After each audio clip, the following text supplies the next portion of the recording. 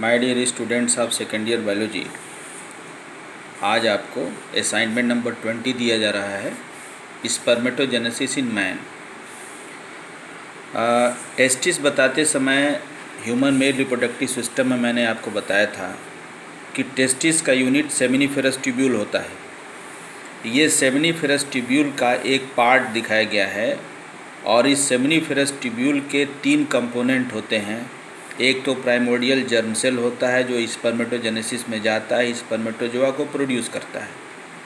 दूसरा interstitial cells of लेडिक्स होते हैं जो टेस्टोस्टेरोन हार्मोन को प्रोड्यूस करते हैं। पिट्यूटरी ग्लैंड के स्टिमुलेशन से ये टेस्टोस्टेरोन हार्मोन प्रोड्यूस करते हैं जो स्पर्मेटोजेनेसिस को हेल्प करता है। और तीसरा है सर्टोली सेल, ये टेस्टोस्टेरोन को कंसंट्रेट करने का काम करता है।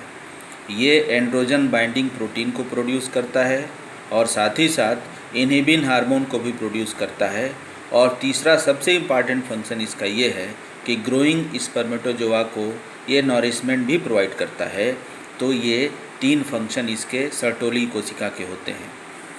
जब ह्यूमन सेक्सुअली मैच्योर होता है तब जा कर के इसमें स्पर्मेटोजेनेसिस प्रोसेस स्टार्ट होती है।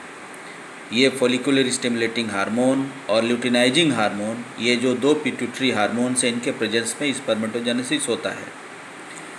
जब स्पर्मेटोजेनेसिस की प्रक्रिया स्टार्ट होती है तो ये प्राइमोर्डियल जर्म सेल मल्टीप्लाई होते हैं और मल्टीप्लाई होकर के स्पर्म मदर सेल या स्पर्मेटोगोनिया को प्रोड्यूस करते हैं। इस फेज को मल्टीप्लिकेशन फेज कहते हैं। फिर जितने स्पर्मेटोगोनिया प्रोड्यूस होते हैं मैक्सिमम ग्रोथ फेज में जाते हैं, जहाँ पे उनके साइटोप्लाज्मिक कंटेंट इंक्रीज करते हैं, ऑर्गेनेल्स इंक्रीज करते हैं और वो फुल्ली ग्रो अप होते हैं और ये कहलाते हैं प्राइमरी स्पर्मेटोसाइट। ये जो जितने प्राइमरी स्पर्मेटोसाइट होते हैं वो सब अब मैचुरेशन फेज में इंटर करेंगे। मैचुरेशन फेज पूरी तरह से मियोसिस का फेज होता है, जिसमें ये प्राइमरी स्पर्मेटोसाइट मियोसिस 1 में इंटर करके सेकेंडरी स्पर्मेटोसाइट को प्रोड्यूस करता है। एक प्राइमरी स्पर्मेटोसाइट से 2 सेकेंडरी स्पर्मेटोसाइट प्रोड्यूस होते हैं। फिर हर सेकेंडरी स्पर्मेटोसाइट मियोसिस 2 में इंटर करता है और इस तरह से एक प्राइमरी स्पर्मेटोसाइट से 4 स्पर्मेटिड प्रोड्यूस होते हैं।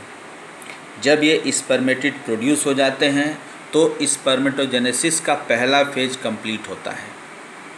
उसके बाद ये स्पर्मेटिड ग्रो अप होकर के non motile spermatid motile spermatid में चेंज होते हैं। इस प्रोसेस को स्पर्मेटिलियोसिस या स्पर्मियोजेनेसिस कहते हैं। यहाँ पर दिखाया गया है, देखेंगे। ये है non motile spermatid. Non motile spermatid अपने सारे साइटोप्लाज्मिक कंटेंट को एक्सक्लूड कर देता है, रिमूव कर देता है और उसमें केवल स्पर्मेटोजोआ को प्रोड्यूस करने वाले ऑर्गेनेल्स ही रह जाते हैं। जैसे गोल्गी बॉडी एक्यूमुलेट होता है, यह नेबेन कर्न फार्म करता है। नेबेन कर्न इसको कहते हैं। एक मास यहाँ पे गोल्गी बॉडी फार्म हो गया है। उसके नीचे न्यूक्लियस कलेक्ट होता है।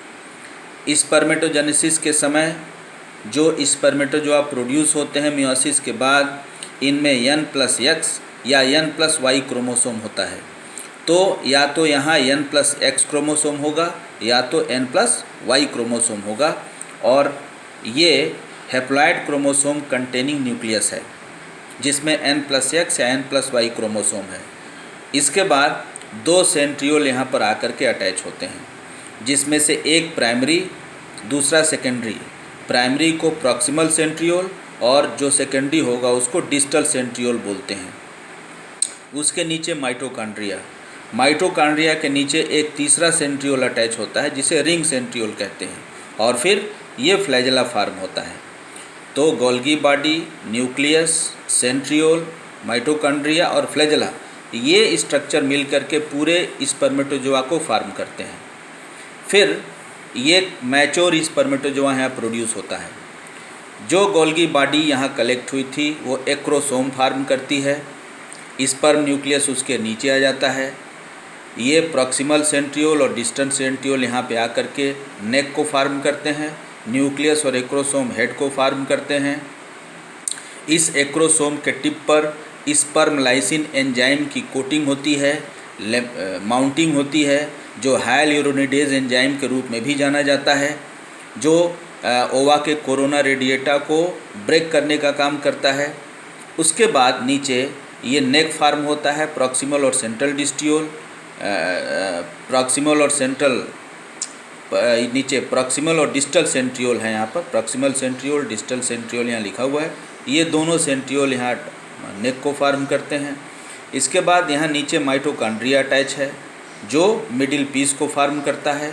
और फिर एक तीसरा सेंट्रियोल, रिंग सेंट्रियोल, बहुत इंपॉर्टेंट है। रिंग सेंट्रियोल यहाँ पर होता है, जो मिडिल पीस और इस टेल के बीच के जंक्शन को फार्म करता है। ये कंप्लीट मोटाइल स्पर्मेटोजोआ फार्म होता है। माय डियर स्टूडेंट्स, यहाँ पर हार्मोनल रेगुलेशन भी दिखाया गया है। हाइपोथैलेमस मेजर रोल को प्ले करता है, गोनेडोट्रोपिन रिलीजिंग हार्मोन प्रोड्यूस करता है, और ये एंटीरियर लोब ऑफ पिट्यूटरी को एक्टिवेट करता है, जो ये दो तरह के हार्मोन प्रोड्यूस करते हैं। एक हार्मोन ल्यूटिनाइजिंग हार्मोन या इंटरस्टिशियल सेल्स स्टिमुलेटिंग हार्मोन है, जो इंटरस्टिशियल सेल्स ऑफ लेडिक्स को एक्टिवेट करता है, अभी आपको बताया था। और ये टेस्टोस्टेरोन हार्मोन को प्रोड्यूस करता है। टेस्टोस्टेरोन हार्मोन स्पर्मेटोजेनेसिस में भी हेल्प करता है और सेकेंडरी सेक्सुअल कैरेक्टर को भी प्रोड्यूस करने में हेल्प करता है। दूसरा हार्मोन फोलिकुलर स्टिमुलेटिंग हार्मोन है। ये सर्टोली कोशिका को एक्टिवेट करेगा और जर्म सेल को एक्टिवेट करेगा। जर्म सेल स्पर्मेटोजेनेसिस में जाएंगे। Sertoli cell androgen binding protein को प्रोड्यूस करेगा, जो टेस्टोस्टेरोन को कंसंट्रेट करेगा और वो डायरेक्टली स्पर्मेटोजेनेसिस में हेल्प करेगा। जब ये सारी प्रक्रिया कंप्लीट हो जाती है तो ये इनहिबिन हार्मोन प्रोड्यूस होता है, जो एक इनहिबिटर का काम करता है, जो स्पर्मेटोजेनेसिस को सप्रेस करता है।